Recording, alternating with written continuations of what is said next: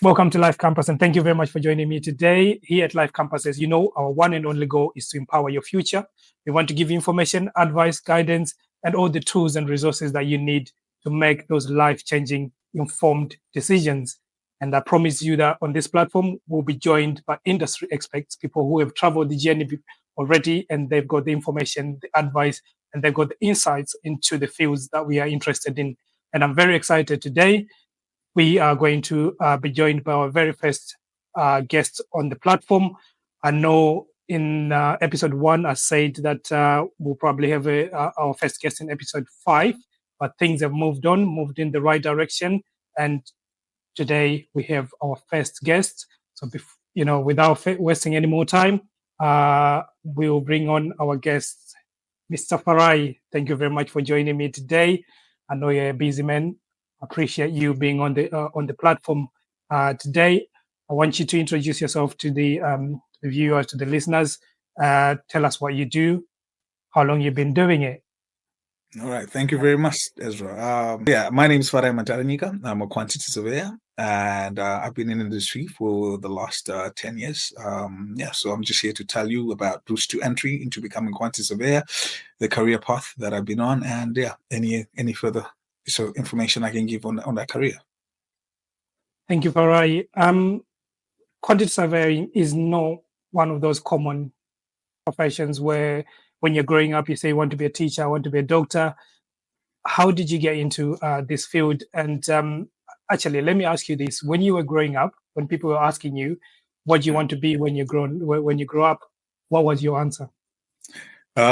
Quite interesting. I wanted to be a vet, but as you can see, quantity surveyor and being a vet are two different career paths. I think generally your question was, how did I become a quantity surveyor? My aunt used to work in Harare city center, and there was a project where they had very deep excavations. I think they were building one of the multi-story buildings that in Harare. So I used to go on site and I used to see what they were doing there, and it was quite fascinating. Now, for me, as she was a quantity surveyor, I was quite inspired to follow that path. And I think, when I got to university, I found plenty of universities that were offering the course, and I took that on. Okay, now that is good. So it's something that you came across at a very young age, and you got interested in that, which is actually very, very, very fortunate that you had someone in your family who kind of showed you what it was and what quantity surveying is all about, which is not the same with most of our kind of our listeners and our viewers, in the sense that a field like this, you probably hear about it when you are maybe late teens, 20s, something like that. You say, oh, there's a quantity surveyor job. And sometimes it's probably because you come across someone who's doing the job, or you come across an advert, you're interested, probably most likely because the money is looking good on the advert. Oh, that'll be good to get into that. But what we do on this platform is to try and give young adults the information, the detail, the insights into the specific fields that they are interested in. And I think quantity surveying is one of those things that, like I pointed out earlier on, it's not commonly known, it's not commonly available, that information. It's not you don't hear people talking about it as often as I want to be a nurse, I want to be a teacher. So today, if you could tell me, like, obviously you got interested at a young age, how did you kind of started navigating your way into the field? So I think primarily one of the main things that, quantity surveying, I think if you're going to go into the academic route, I think there's a lot of literature, a lot of reading as a quantity surveyor, because we deal with quite a lot of contract law. And and then obviously mathematics, because as a quantity surveyor we work with numbers, so you could call us the accountants of the construction industry. And what you find is, as a quantity surveyor, you must know everything. You must know what the designer is doing, you must know what the what the architect is doing, you must know what the client wants. And obviously, in any project that you enter, you must understand the contract. And so then from the contract, then we work with the numbers, doing estimates, doing valuations on site, calculating what the contractor has built and trying to get them paid. So essentially, I think you need a good grounding in literature, in mathematics. Then you can pick any other subject just to accompany that. I did maths, English, and business studies in A levels.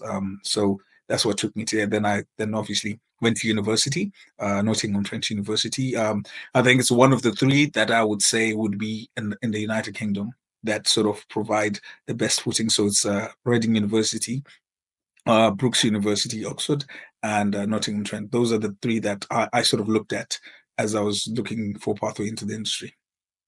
Okay. So you pointed out in terms of the things like mathematics, you have to be good with mathematics. Are there things that I can do, an individual can do to, let's say they didn't have maths at A level, but they still want to get into this field?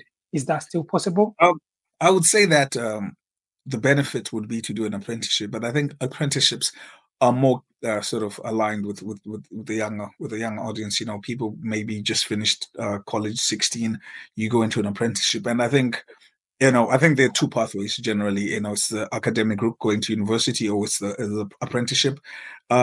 Personally, I think on reflection, I would have preferred the apprenticeship because it allows you to work in the industry as well as go to university, go through the colleges.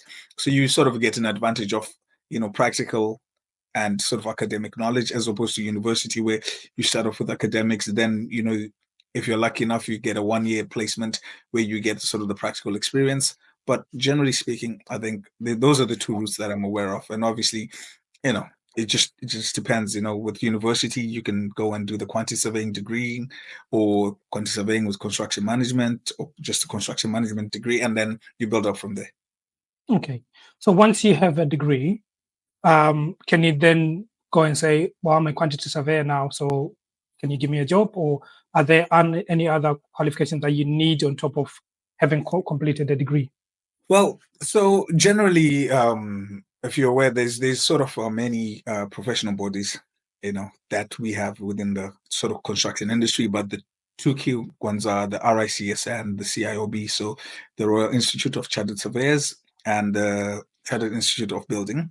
So I think once you get your degree and you're working, you undertake the journey called the APC, which is with the RICS, and that one tests your professional competency that allows you to get chartered. And the CIOB have got a similar that also allowed you to get chartered. So I think once you finish your degree and you get some experience, the next route would be to get chartership. Okay. So are there any entry jobs within the field that you can do without the chartership? So you could actually essentially work as a quantity surveyor for years and years without needing to get chartership. I think chartership is more of a professional qualification that gives you greater standing within the industry. It allows client to see you as a person of trust. It just shows, I think, once you sort of tell people that you're chartered, your sort of the respectability in the industry, your competence in the industry sort of put on a higher level because you have been shown to be a competent member of the profession. Okay. So I mean, it sounds like you have to continuously kind of build yourself, even when you get into the field. That continuous personal development is needed for you to give yourself an edge when you thinking about profession or getting higher within your field. So the skills. Let's talk about the skills that Actually, let's start with, as a quantity surveyor, you get into the office in the morning. How does your day look? What do you do? What are the actual things that you do as a quantity surveyor? See, the thing about quantity surveying, it's not as a regular sort of thing that you would go and say, oh, I am going to do this because, for example, in any frame, you could have 1 to 4 projects that you're working on, and every project has got different demands because of the clients. So essentially, I couldn't give you a typical day because in one day I could be on site, and on another day I could be solely office based. But generally, I think in summation, what I would do is probably do an outlook for my day. What am I actually doing? So I'm either doing valuations, which is going to site, assessing what a contractor has done so that they can get paid for the work they've done, or I could be reviewing a contract in terms of trying to get into contract. That's one of the things. Or we could be even reviewing tenders. For example, client wants to build a scheme, they go out to the market and they get prices back. And the job of the quantity surveyor is to actually assess that tender and ensure that it's value for money. And then once you assess its value for money, the client is happy with that, then you start to produce a contract documentation which forms the basis for the project. Okay. It sounds like you work with a lot of people, different parts moving at the same time. So there are specific skills that you need as an individual before even you go into maybe getting a qualification. What are those? What kind of person do you think will do well in this sector? And what kind of skills do they need to have as a person or to work on? So I think generally you need to look yourself as a person, because as a quantity surveyor, like I say, you work with a lot of people. There's many facets to this industry. So, for example, you could have a situation where you're dealing with an architect from another organization, a project manager from another organization, structural engineer from another organization, and then you've got the client as well. So you should be a person who's confident enough to be client facing, because 90% of the questions that come from the client are them asking you, can I afford this? And you should be able enough to be confident enough to say yes, you can afford it. And then also you need to demonstrate your intelligence by actually producing costs that reflect current market conditions. So you gotta be a person who likes to research, because for example, we have a lot of internal cost databases that you go to form this sort of estimate. So you need to be a person then who understands how numbers work. You need to be very efficient. You need to be paying attention to detail, because a zero in the wrong place could result in a project being either £1 million too short for the valuation, or £10 million more. So you just need to be very careful with that. So yeah, I think would be a person who's very personable, because you work with different people. You need to be a very astute and very diligent with your numbers, because they make the difference. And then generally you just need to be a person who's committed to it, because quantity surveying is one of those careers that if you commit to it, you better be dedicated to it. Okay, so in terms of my communication skills, I want to go into quantity surveying. Do I need to be a good communicator? Do I need to be confident when I'm communicating with people, or can I just sit behind my desk and visit the sites as and when I need and just keep myself to myself? Like I said before, as a quantity surveyor, you're primarily talking to a lot of people, and communication is probably one of the key things that you need to have, especially, clients. You're the face of the business, and you're speaking to the client directly, and the client will ask you questions. So if you're a person who cannot, sort of outline certain things, what you're doing, client will ask you a question, can I afford this? You should be in a position to either say to the client, what, your budget is too light, you need an uplift, or when things go wrong, I'm telling you, I've had the experience where you produce a cost plan, you go to the client, and then market comes back and the price is too high, and you have to go to the client and say, look, you know what, originally we thought the scheme was X, but now it's going to cost X. So you need to have that confidence to be able to speak to the client, stand up to your costs. And then obviously, like I said, people produce so much information will flow by your desk, be it from the architect, be it from the engineer, and a lot of the things, any change in the project, they affect cost. So anything that affects cost, you must be able to read it, translate it, and then, sort of advise the client. So yeah, definitely confidence and communication is very important. Thank you. I saw one of these. I was looking around doing my research, and I saw one of the adverts said you need to have negotiation skills. Why does one need to have negotiation skills in that field? Okay, so I'll go back to the example of the tender. So say the client, you've gone out to tender and the contractor's prices come back, and like I said, we've got a lot of cost internal databases that we use, and the contractor's price may come, and there is a deviation from the standard benchmarking market rates. So you sort of sit down with the contractor and say, actually, we've interrogated your costs. They're not really reflecting, the current market trends. And then, so you sort of go into a negotiation with the contractor so that, the price aligns with what is expected by the client. Then, so those are the negotiation skills, just speaking to the contractors, subcontractors, just making sure that, the that you can come to an agreement. So those are key negotiation skills. Okay. Thank you. Thank you, Farai. So again, it ties in with what we do here, and what we try to do is to encourage people to continually develop.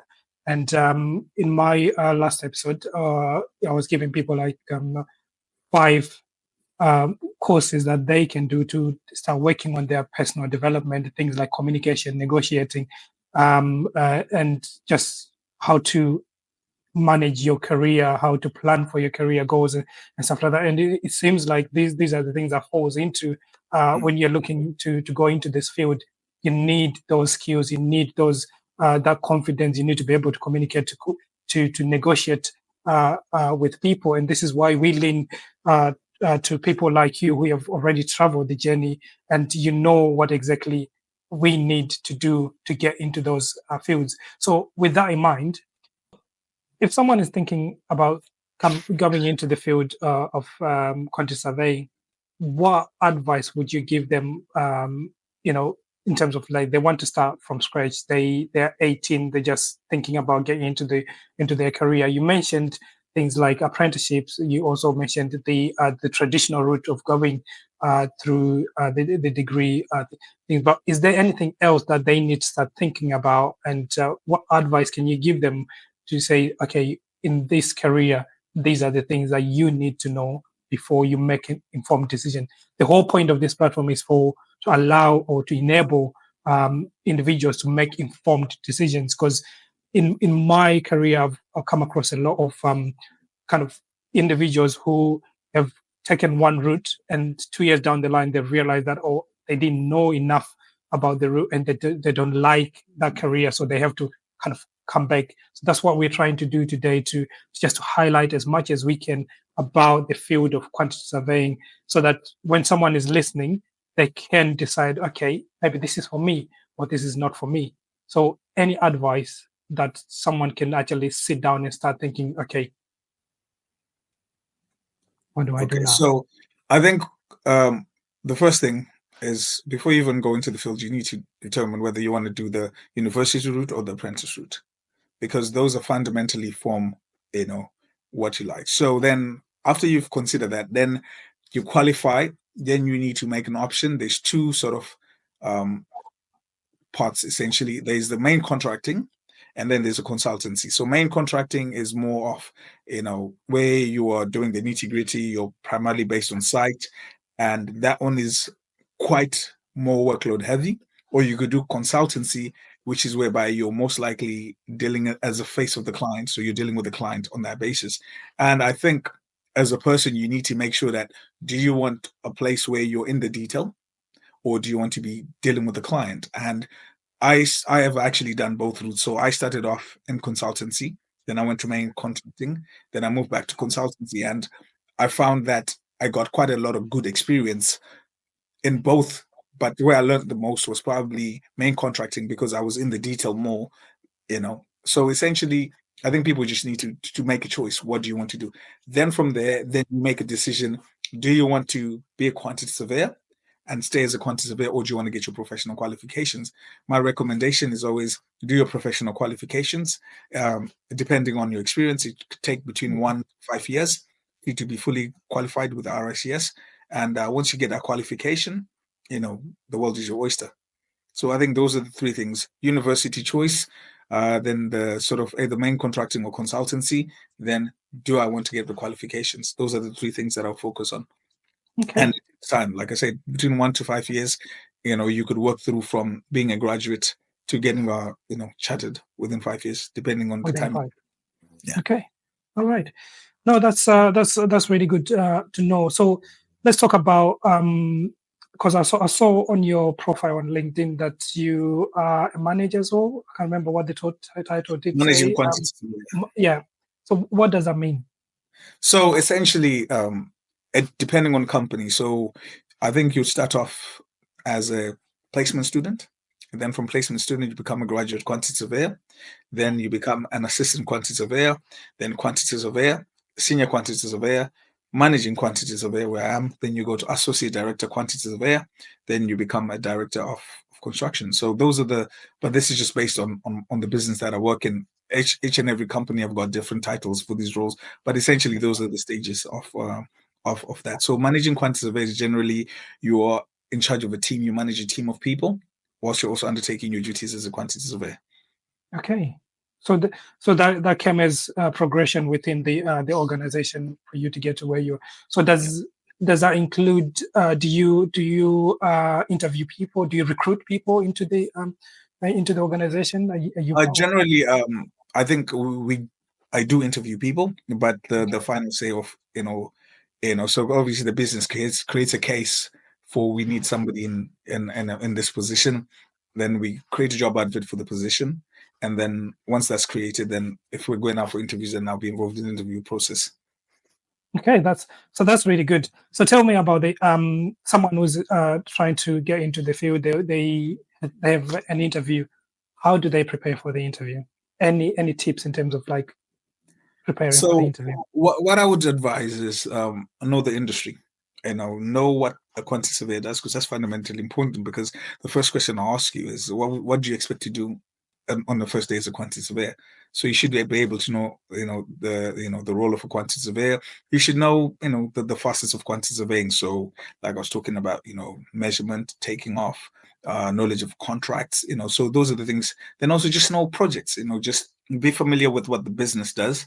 Any sort of flagship projects that they're working on, be aware of those, so that it shows that you're aware. And then one tip that I got as I was going into the industry is always know what a scale rule is, because a scale rule is one of the most fundamental tools that we use as quantity surveyors. That's what we use to measure off drawings. And one of the questions is, do you know what a scale rule is?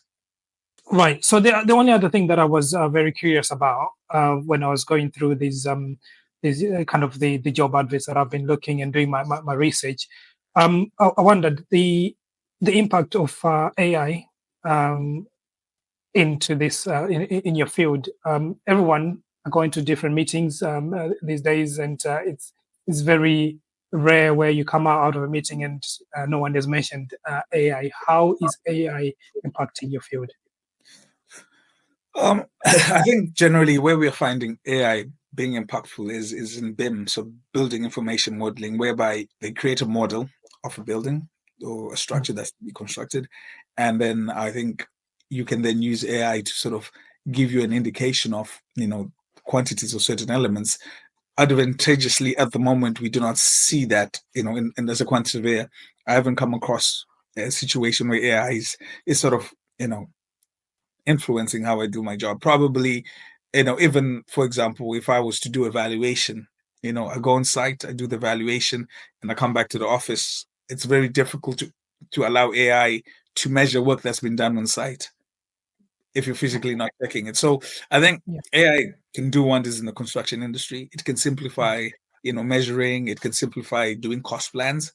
But at the moment, I think we are far removed from getting to a place where AI can be a major player in the quantity surveying role. I mean, where we could use AI is, say, this meeting we're having, we could have an AI note taker that then simplifies my job as to, if I wanted to see what actions I've got as a quantity surveyor. But then my day-to-day job, the physical sort of going to site, speaking to clients, I think AI is so far away from that at the moment. Okay. So will I be safe to say then, if I'm looking into going into quantity surveying, I don't have to have too much knowledge of the of AI, or is there any advantages of me like doing that as a kind of personal development as an addition to all the kind of the qualifications that I've got already? So obviously this is my opinion, but I feel like our industry is slow to innovation. So I think anybody who can manage to create something using AI that allows the job of the quantity surveyor to be more efficient, to do the day to day, then I think that would be advantageous. But it's you have to sort of target a specific area of need, as people always say. If you're going to provide something, what problem are you trying to solve? So if anybody's trying to implement AI into quantity surveying, you first need to identify a problem that you're trying to solve. Then when you identify the problem, then you produce the AI to fix that problem. Are there any resources that you can think of that we can kind of suggest to our listeners so that when they're preparing or they're kind of working on their journey, they can use that to better make informed decisions? Yeah, so I think there's websites like RICS Recruit that sort of gives you a more in-depth sort of information on what it's like to be a quantity surveyor, what's required, and I think generally just going on, just typing what does a quantity surveyor do, Mhm. just on the Google, there's a lot of information there, and primarily. I would say open days, when companies are doing sort of university days, just pop in and speak to people who are at those university fairs because you get more information about the role. So I think it's all about doing the research because Okay. yeah. And also I found that even the places like Indeed, they sort of have little profiles of what a quantity surveyor does. So if you just research on Google or any other place, you could get that information. Okay, no, that's really good, Farai. So what I'll do, I will get more information from Farai in terms of the resources, and I will put them in the description box below, so that you can access those links, and you can get more information to help you to make those informed decisions. But for today, I think Farai, we have taken enough of your time. Unless you've got anything else that you want to tell us that maybe I've not covered, or any questions that you think I should have asked that I've not asked, or any life advice that you can give, let's say an 18-year-old just thinking about their career and stuff like that. The floor is Okay. yours. I think generally what I would say is anybody thinking about a career in quantity surveying, I think speak to quantity surveyors who are doing the job.